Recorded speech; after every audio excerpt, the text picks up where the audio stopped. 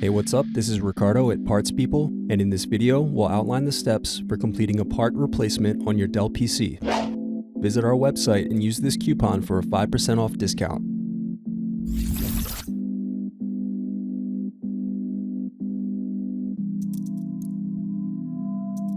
Unscrew and remove bottom base.